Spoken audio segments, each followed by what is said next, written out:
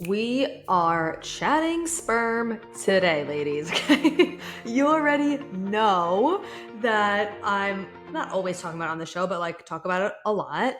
That we just as much as you are prioritizing your fertility, your partner needs to be prioritizing his fertility as well if you're in a male female relationship, because 40 to 50% of fertility issues is male factor related. I was actually talking to my hairdresser yesterday about this. She was talking to me about, well, actually, I don't want to say who because in case you guys know who my hairdresser is, whatever. She's talking to me about somebody who's been trying to conceive for like 8 months and we're talking, whatever. And I was like, has their husband gotten any testing or whatever? And she said, yeah, he's going to. And I said, well, regardless, you should be doing some supplementation, blah, blah, blah.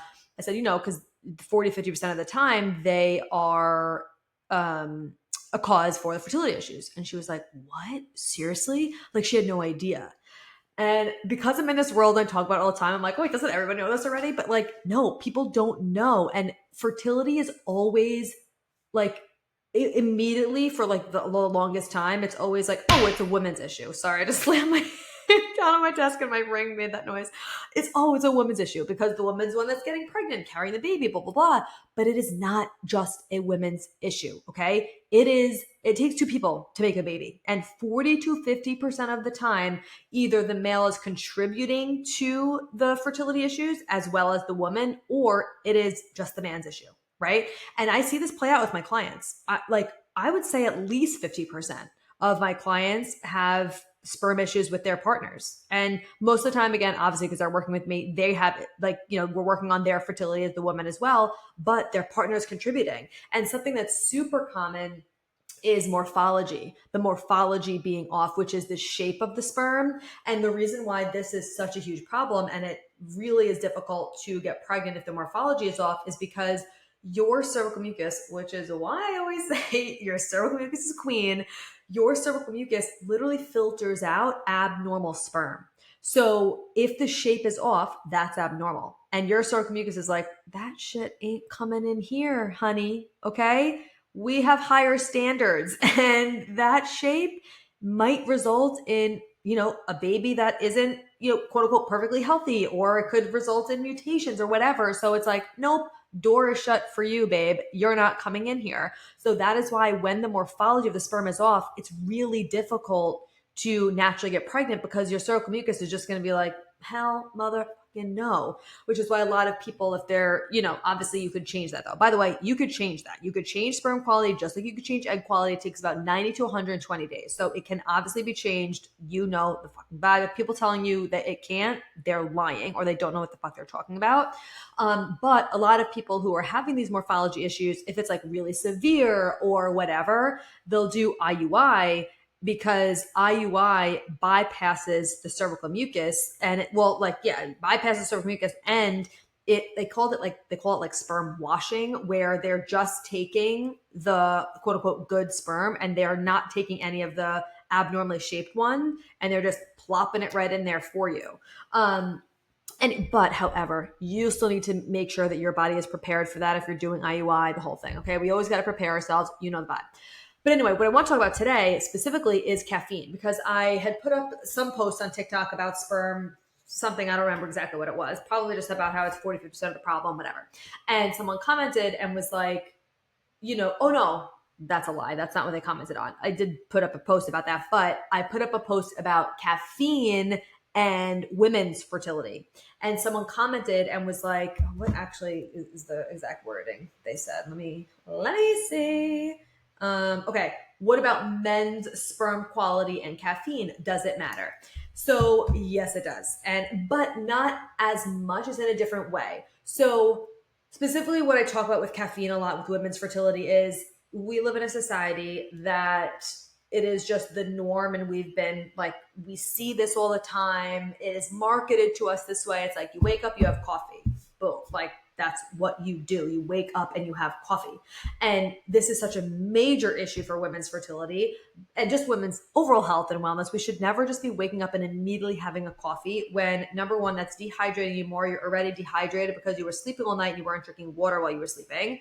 And it is the caffeine is increasing your cortisol levels, it's dysregulating your nervous system, and it's spiking your blood sugar. That's regardless of what you even put in it, right? And on top of that, most people are just drinking like, I don't even know, what are the brands? Folgers, what's that other one? Maxwell House, or even if you're doing like a Starbucks one or whatever, fucking, I don't know. I don't drink coffee, so I don't know the cool brands. But anyway, not those are cool. Those are actually shit. But like most people having just like regular coffee, and there's mold and pesticides in coffee. So that's a whole nother issue as well, where if it's not organic, you're literally drinking mold and pesticides on top of what you might even be adding to the coffee, like sugar and stuff that's further messing up your blood sugar.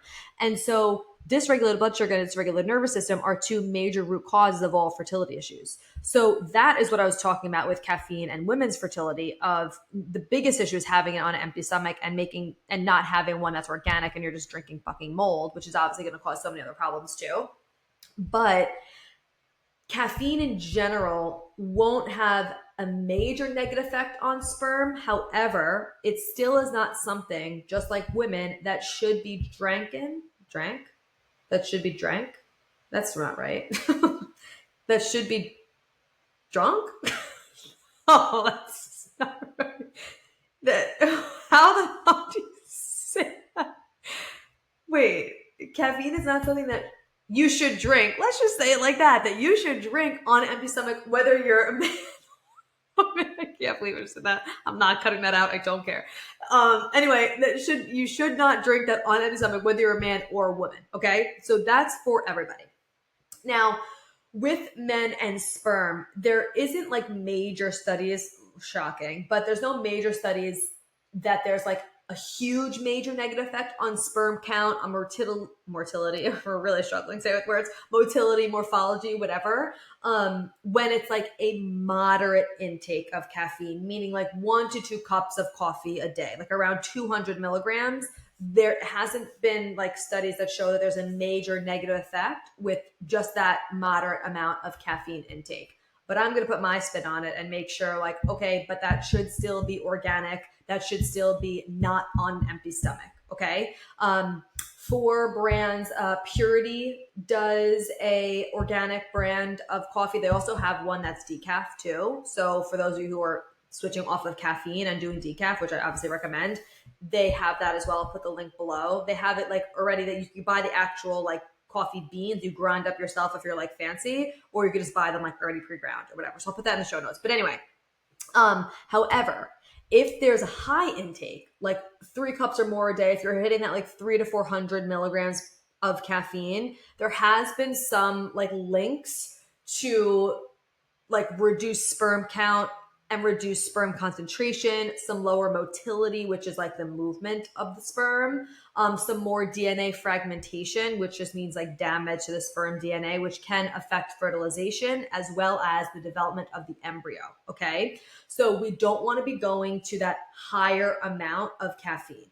Okay. 3 or cups more a day. First of all, your nervous system is going to be jacked. Okay. It's going to be jacked, whether you're a man or a woman. So like 3 cups of coffee a day. First of all, I used to do that. So like, I'm not judging. I was that person, but when you know better, you do better. You know what I'm saying? So anyway, so that's the realm. If you're like, okay, for a man, for sperm, 1 to 2 cups a day of organic coffee, not on an empty stomach, you shouldn't have a major negative effect on your sperm quality. Now, the source also matters. Okay. Obviously, like I just said, the organic is most important. However, there are some sourcing showing that like Coke, Cola, Pop, wherever you are in the world, whatever you call it, we call it Coke up in these Long Island land, or energy drinks, those are more consistently linked to poor sperm quality than coffee as the caffeine source. So if the caffeine source is pounding energy drinks, you're going to have more of a negative effect on sperm quality. No one should be pounding energy drinks. That whole like industry should be shut down, in my opinion. Like, goodbye. What are we doing? What are we doing? We're literally just like pounding our body with like strong amounts of caffeine. There's a lot of additives in there. There's obviously some sugar in there. There's probably food dyes and all that bullshit in there as well. So, and there are actually some that are doing better with it, where like there aren't preservatives or additives and sugar and all of that. So there are definitely better companies for that. However, I still don't recommend it, and especially when we're talking about sperm quality, it's the energy drinks and the Coke is more consistently linked to poor sperm quality. Okay, so if you're a man and you're listening to this because your wife or your partner sent it to you and they're like, listen to this bitch talk about sperm quality, hi, welcome to the Mind Your Hormones podcast. Stick to the coffee, the organic coffee, okay? Get rid of the energy drinks, get rid of the Coke. Like, we don't need that shit, okay? If you need caffeine or if you want caffeine, stick to the coffee. Make sure that it is organic. I'll, again, link the Purity one below. Also, mud water has good options too. It has like mushrooms in it. It doesn't taste like mushrooms, okay? So don't come at me. Don't get it fucking twisted. No one would drink a drink that tastes like mushrooms. That's fucking disgusting, okay? But there have like mushrooms in there that's really amazing, adaptogens, so good for your immune system, for your nervous system, and there is some caffeine in it as well, but it's a way smaller amount and it tastes really good. So I'll put that in the show notes for you too if you want to have more of that. So generally considered safe, the 1 to 2 cups of coffee, around 200 milligrams, or tea, right? Again, organic, not on an empty stomach. Let's do this shit like adults, okay?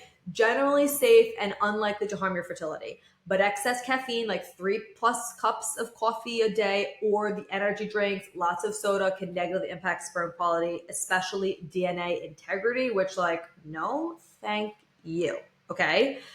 But what I would say is, if you know that your partner does have some sperm issues, whether it's from the morphology, the quality, that's not a thing. The morphology, the concentration, the count, the motility, whatever it is, the volume, like, I would err more on the side of caution if you know this is a sperm issue, and go for like more decaf or just like 1 cup of the organic coffee a day. Again, making sure that it's not on an empty stomach, and just err on the side of caution. Because I mean, like, you don't have to do this forever too, especially the man. Like, once the woman's pregnant, like, your job is fucking done. Okay. Congratulations. Your job here is done. I don't mean like, obviously once you're a father, your job's not done, but for the pregnancy process, your job is done after that. So you could go back to having a little bit more caffeine if you want.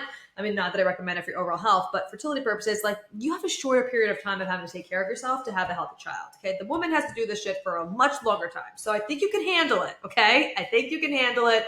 Let's get it together.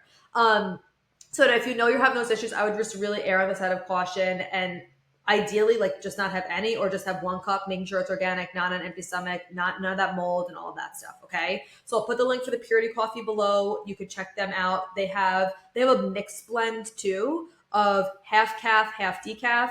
It's all organic. There's no mold, no pesticides. They have like a regular blend, and then they have a totally decaf blend too. And then I'll also put the mud water link below, which does have a little bit of caffeine. It's way less than a regular cup of coffee, but it has also the other adaptogens in it, mushrooms. It's going to really just support your overall health in general. They also have a matcha too. So I'll link that below for you.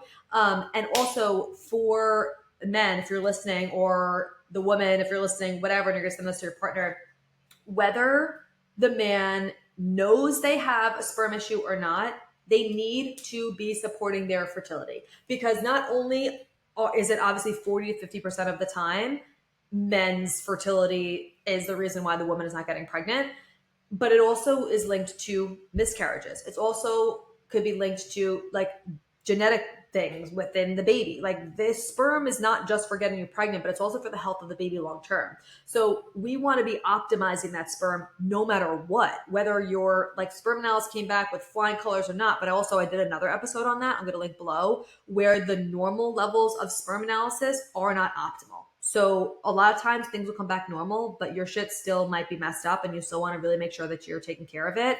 I have a whole supplement protocol for men in my supplement guide. Like, I have a supplement masterclass for trying to conceive if you're a woman, trying to conceive if you're a man, like a supplement protocol once you're pregnant, per trimester, postpartum, cramps, PCOS, endometriosis, like all the different supplement protocols for all different phases of your like woman journey, as well as obviously men's fertility. And there's also a new section in there for those of you who are overseas and you don't have access to some of the supplements that I recommend that are only in the United States. So I'll link that below if you want to get access to that. And then I talk about on the podcast too, like the top 3 I recommend. I'll link that too for you as well. Okay. Get your shit together, man. We're here for it. Check out the links in the show notes. Thank you for being here. Share this with a friend because every single man who is also trying to conceive needs to put in the work too. Okay? It's time. It's time. Step it up. Okay? I love you, and I'll talk to you soon. Thank you so much for being here. If you loved this episode and learned something valuable, please share it with a friend who you think would also love it, or post it on social media and tag me so I could personally say thank you for helping me spread this important message. I am beyond grateful to be here with you. So until next time, stay intentional, stay consistent, and always mind your hormones.